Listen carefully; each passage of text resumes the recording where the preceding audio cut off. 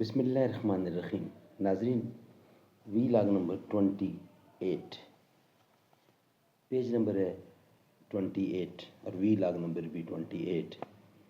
دفاع حضرت معاویہ رضی اللہ عنہ. ناظرین، کتاب کا نام ہے فکری و نظریاتی رفتوں تک پہنچانے والی قائد اہل سنت کی 3 اہم تصانیف کا مجموعہ. انوار مولانا قاضی مظہر حسین صاحب رحمۃ اللہ علیہ. سنی مذہب حق ہے، دفاع حضرت معاویہ رضی اللہ. ہم ماتم کیوں نہیں کرتے؟ بسم اللہ الرحمن الرحیم. الحمد للہ رب العالمین والصلاة والسلام علی رسولہ سیدنا محمد خاتم النبیین وعلی خلفاء الراشدین وعلی آلہ واصحابہ اجمعین. زبان پر مومنوں کے جب بھی ذکر تاجدار آئے تو اس کے بعد لازم ہے کہ ذکر 4 یار آئے. ابو بکر و عمر عثمان و حیدر جب بھی باغباں ہوں تو پھر کیوں کر نہ باغ مصطفیٰ میں ایک بہار آئے. رب صلی وسلم دائماً ابدا علی حبیبک خیر خلق کل یمین. وی لاگ نمبر 28. حضرت علی مرتضیٰ شیر خدا رضی اللہ عنہ کو معزول کرنا خلاف قرآن اس لیے میں نے لکھا ہے کہ سندیلوی صاحب مثل خلفائے ثلاثہ کے حضرت علی مرتضیٰ رضی اللہ کو بھی آیت استخلاف اور آیت تمکین کا مصداق ہونا تسلیم کر چکے ہیں.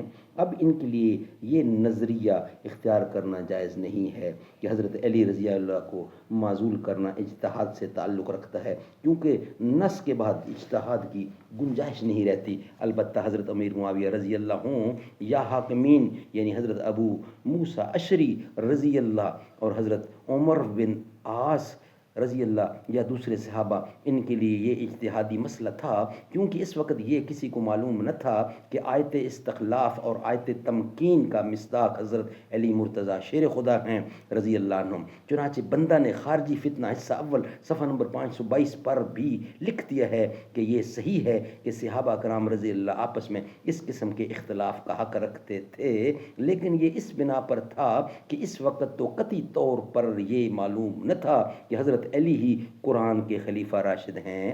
علاوہ ازیں حضرت معاویہ رضی اللہ وغیرہ صحابہ کرام کی طرف سے دفاع کرتے ہوئے کہتے ہیں، دفاع کرتے ہوئے میں نے لکھ دیا تھا کہ حضرت علی رضی اللہ کا معودہ خلیفہ راشد ہونا قرآن اور حدیث سے ثابت ہے، لیکن دور صحابہ رضی اللہ میں یہ نصوص صحابہ کرام کے پیش نظر نہ تھیں، کیونکہ آیت و حدیث میں خلفائے اربعہ کے نام نہیں تھے. اس وقت صحابہ کرام نے اجتہاد کی بنا پر اپنا موقف اختیار کر لیا اور وہ اس میں معذور تھے.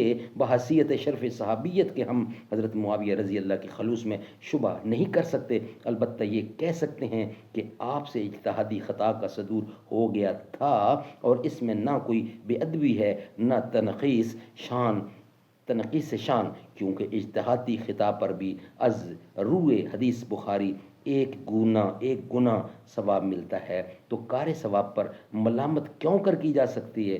الف لام خی اٹس مین کچھ چل رہا ہے آگے. خارجی فتنہ حصہ اول صفحہ نمبر 534 پر یہ لکھا ہے. ناظرین، یہ وی لاگ ہم یہاں ہی بند کرتے ہیں. انشاءاللہ وی لاگ نمبر 29 آغاز ہوگا. نیکسٹ ہمارا پیج نمبر 29 کا. ناظرین، کوئی بات اپنے پاس سے پلس مائنس نہیں کرنے والے. ہم جو کچھ کتاب میں لکھا ہے آپ تک رکھیں گے، اور انشاءاللہ ہماری کوشش ہوگی کہ مجاہد ملت فقیہ اعظم ولی کامل حضرت مولانا قاضی صاحب یعنی قاضی مظہر حسین صاحب جو تحریک خدام اہل سنت کے بانی ہیں، ان کی چیزیں جو ہمیں موصول ہوں گی، ملیں گی، میسر ہوں گی، آپ تک انشاءاللہ پہنچانے کی پوری کوشش کریں گے.